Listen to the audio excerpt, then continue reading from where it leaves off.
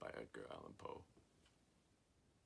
Once upon a midnight dreary, while I pondered weak and weary over many a quaint and curious volume of forgotten lore, while I nodded, nearly napping, suddenly there came a tapping, as of someone gently rapping at my chamber door. "'Tis some visitor," I muttered. "tapping at my chamber door. Only this and nothing more."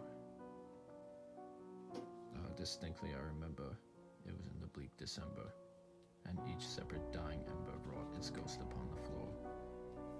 Eagerly I wished the morrow, vainly I had sought to borrow from my books a crease of sorrow for the lost Lenore, for the rare and radiant maiden whom the angels name Lenore, nameless her, and forevermore.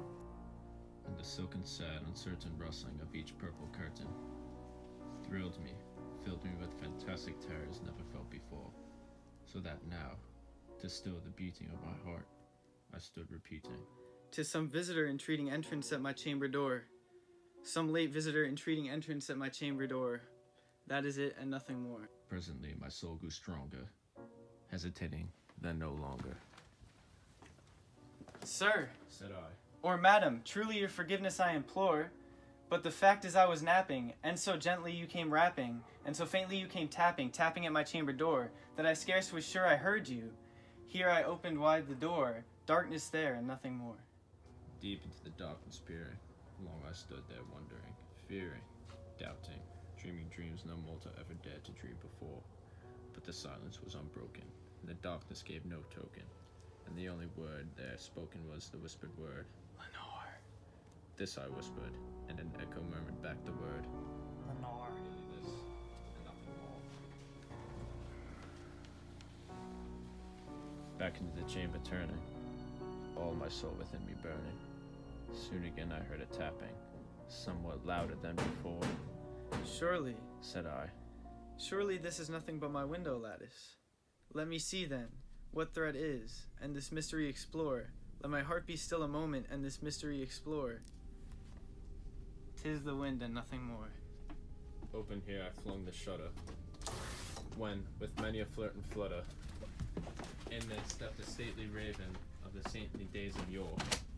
Not the least obscene made he, not a minute stopped or stayed he, but with mien of lord or lady, perched above my chamber door, perched upon a bust of Pallas just above my chamber door, perched and sat, and nothing more.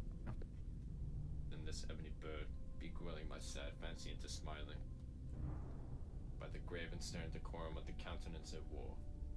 "Thou thy crest be shorn and shaven, thou I said, art sure no craven, ghastly grim and ancient raven wandering from the nightly shore. Tell me what thy lordly name is on the night's Platonian shore." quoth the raven. "Nevermore." Much I marveled this ungainly fowl to hear discourse so plainly, though its answers little meaning, little relevancy bore.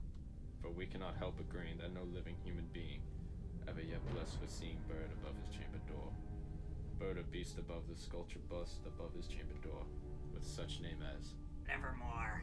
But the raven sitting lonely on the placid bust spoke only that one word, as if his soul in that one word he did outpour.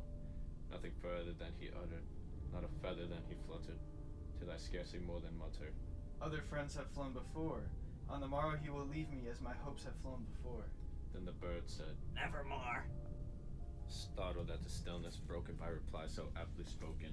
"Doubtless. Said I, What it utters is its only stock and store, caught from some unhappy master whom unmercifully disaster followed fast and followed faster till his songs one burden bore, till the dirges of his hope that melancholy burden bore of nevermore."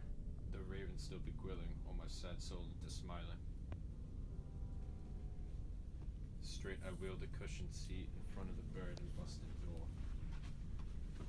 Then upon the velvet sinking, I betook myself into linking, fancy unto fancy, thinking what this ominous bird of yore, what this grim, ungainly, ghastly, gone of ominous bird of yore, meant in croaking, "Nevermore." This I sat engaged in guessing, but no syllable expressing, to the fowl whose fiery eyes now burned into my bosom's core.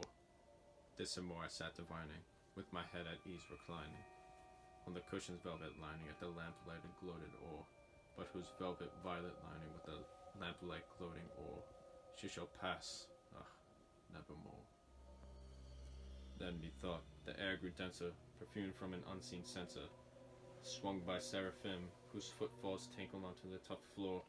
Wretch, I cried, thy God hath lent thee, by these angels has sent thee, respite and nepenthe from the memories of Lenore. Quaff, oh quaff this kind nepenthe, and forget this lost Lenore. Quoth the raven. Nevermore.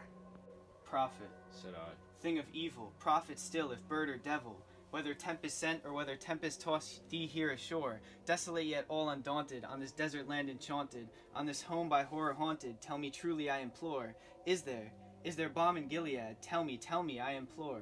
quoth the raven. Nevermore. Prophet, Said I, thing of evil, prophet still if bird or devil, by that heaven that bends above us, by the God we both adore, tell this soul with sorrow laden if, within the distant Aden, it shall clasp a saint and maiden, whom the angels named Lenore. Clasp a rare and radiant maiden, whom the angels named Lenore? quoth the raven. Nevermore. Be that word our sign of parting, bird or fiend? I shrieked, upstarting. Get thee back into the tempest and the night's Plutonian shore. Leave no black plume as a token of that lie thy soul hath spoken. Leave my loneliness unbroken. Quit thy bust above my door. Take thy beak away out my heart, and take thy from off my door. Quoth the raven. Nevermore. And the raven, never flitting, still is sitting,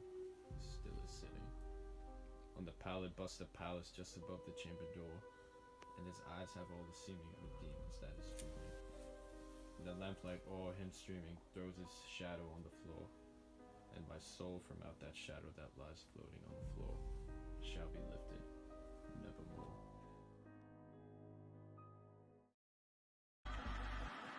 You're such a fake boy, I love it.